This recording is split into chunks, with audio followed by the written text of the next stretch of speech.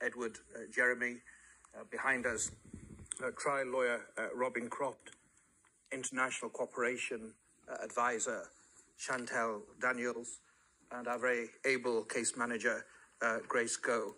I'm Karim Khan, the prosecutor. Merci beaucoup. Thank you very much. I now turn to the counsel for the defense of Mr. Duterte. As everyone can see, Mr. Duterte is present and is attending the hearing via video link. As Mr. Duterte made a long journey involving a considerable time difference, the chamber authorized Mr. Duterte to follow the hearing at a distance. His counsel, however, is present with us in the courtroom. Thank you, counsel. Please introduce yourself. Good afternoon, Your Honors. I am Salvador C. Medjaldea, counsel for Rodrigo Roa Duterte. Merci beaucoup. Thank you very much. Thank you very much, counsel. I will now introduce the chamber.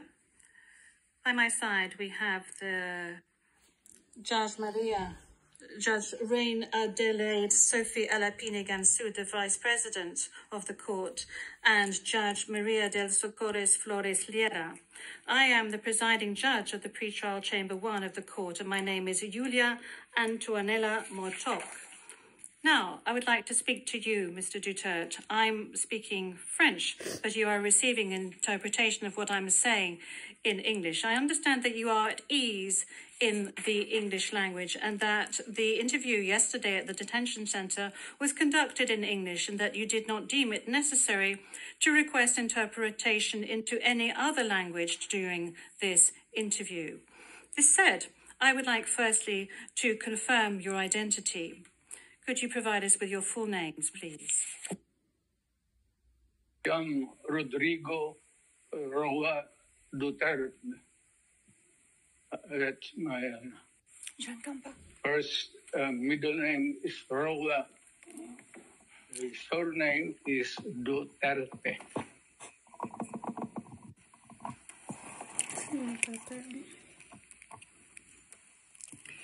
Merci beaucoup. Thank you very much. What is your date of birth? Again,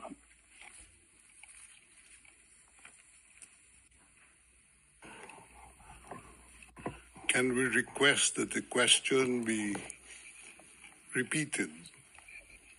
I don't think he heard it. Thank you. Repetition from the English booth. What is your date of birth? Yes, thank you very much, counsel. I was asking quite simply of Mr. Duterte what his full names were, and then I subsequently asked him what his date of birth was and what his place of birth is. Is that all right, counsel? Yep. Of course, I give. My birth day is March 28, 1945. I was born in the province of Leyte in the Philippines.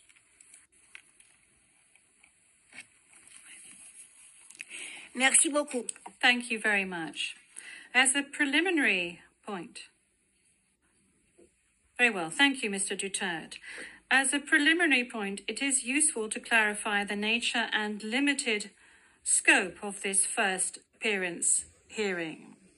Today's hearing is neither the start of the trial, nor is it a confirmation of charges hearing. During today's hearing, no evidence will be collected or presented, and the issues of Mr. Duterte's guilt or innocence will therefore not be addressed. In accordance with Article 61 of the Rome Statute, the Court's founding treaty, and Rule 1211 of the Rules of Procedure and Evidence, the main purpose of this initial appearance is to answer 3 questions. Firstly, the Chamber must ensure that the person who was the subject of the arrest warrant has been informed of the crimes of which he is accused. Second, The Chamber must ensure that this person has been informed of his rights as recognised by the Rome Statute.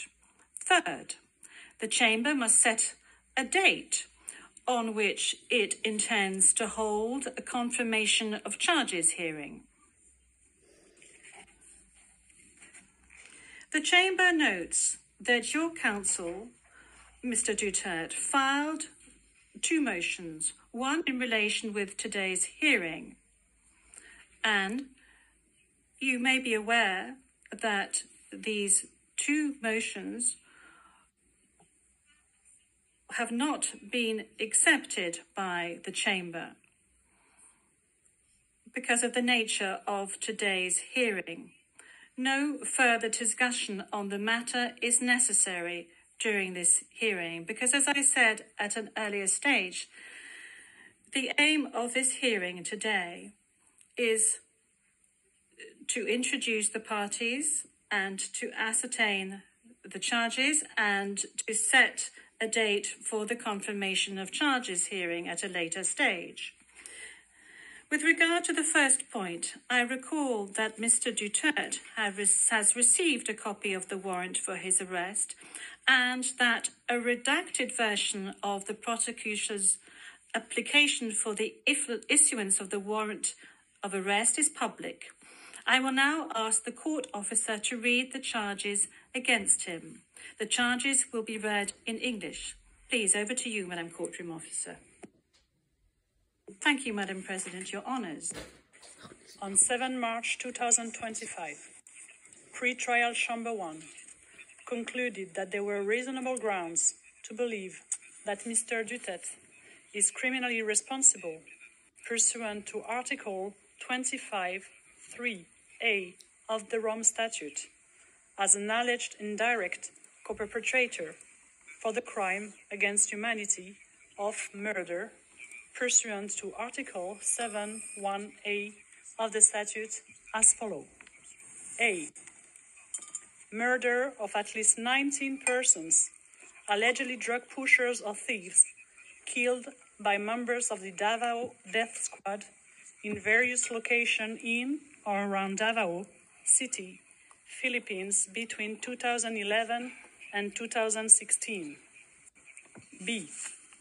Murder of at least 24 persons, allegedly criminals, such as drug pushers or thieves or drug users, killed by or under the supervision of members of the Philippines law enforcement, sometimes with the assistance of persons who were not part of the police, at various locations in the Philippines between 2016 and 2019.